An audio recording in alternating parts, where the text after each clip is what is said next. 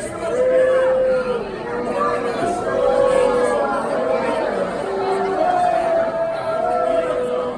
Make sure that we have safe streets. So I'm going to thank them very much.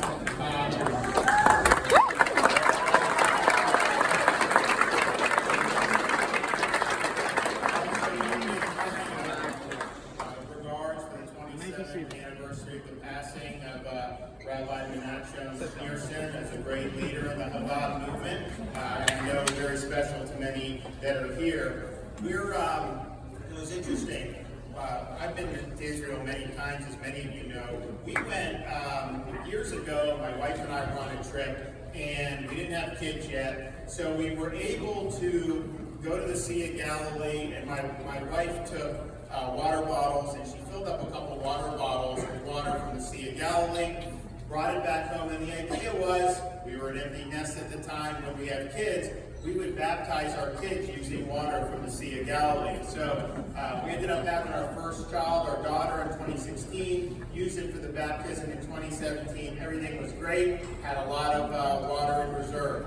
Had my son in March of 2018. The problem was, we were in the midst of running for governor. I was a member of Congress, going back and forth from Washington to Florida, so there was a lot going on. So we were trying to figure out, what do we do with this baptism? So we decided we just got to get through the election. Once we get through the election, we'll figure out what we're going to do. So we ended up deciding, you know what? When I do the inauguration as governor, we're going to have a lot of family and friends in town for that anyways.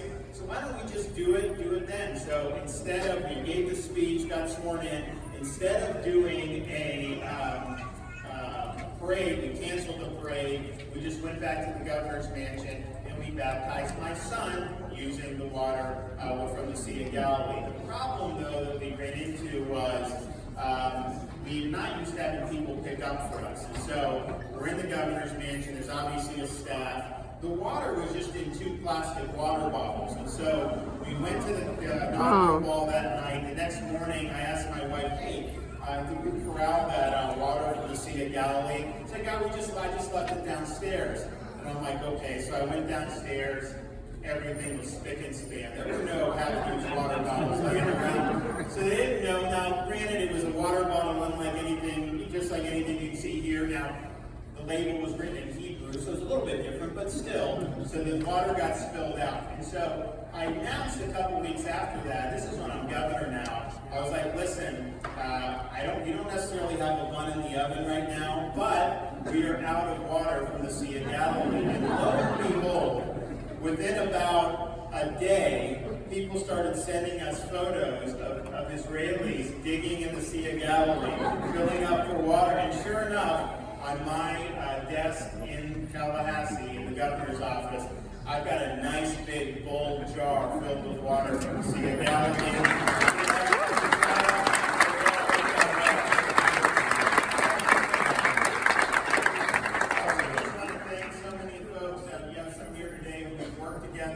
When I was here last, we were fighting to relocate the embassy from Tel Aviv to Jerusalem.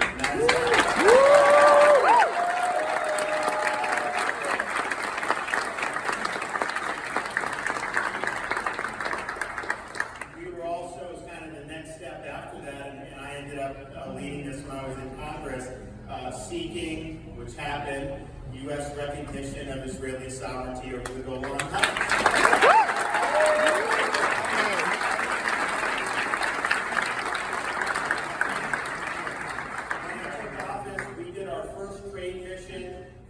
That we did was to Israel. We had a massive delegation of folks, probably one of the most, the largest delegation probably anyone from Florida has ever taken. We did a lot. I mean, we have partnerships with universities.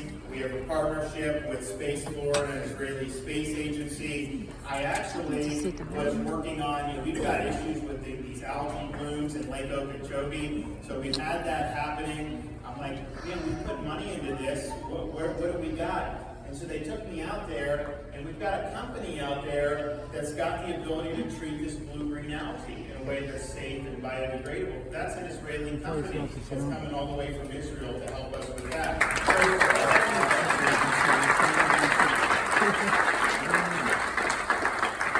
So partnership in terms of what we've been able to do. Obviously, the U.S. and Israel being great allies, but specifically in Florida. And I know we've got a lot of Israeli Americans. We probably have some here who live in Florida. I know we've got a lot of other folks moving into Florida. We're also proud of some of the things we've done throughout my tenure as governor. We signed a law my first year against combating anti-Semitism in universities.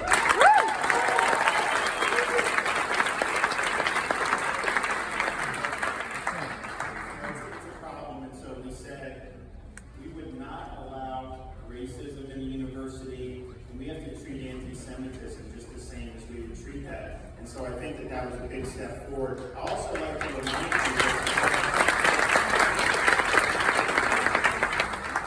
you, you look at how Israel is treated, and here's what people say, oh, well, what are you saying? People can't criticize Israel. You can criticize whatever, but understand what happens when you talk about corrupt institutions like the United Nations. What they will do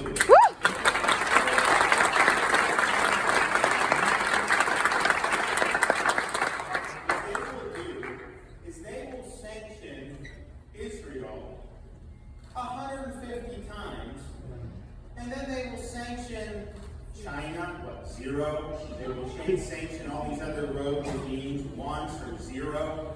And so what I say is when you are singling out the only Jewish state, the only democracy in the Middle East, and you're applying a separate standard, a double standard to them, I'm sorry, that is anti-Semitism. In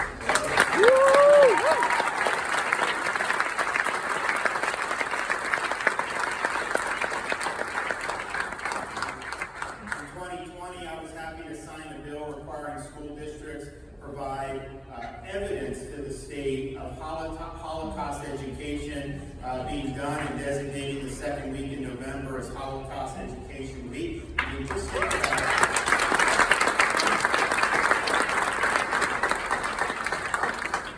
We will have our State Board of Education adopt updated Holocaust education standards.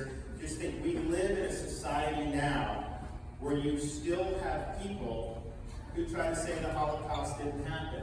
And so we want to make sure that Florida children are learning the truth in our schools, and we're proud of what we've done to be able to support Holocaust education.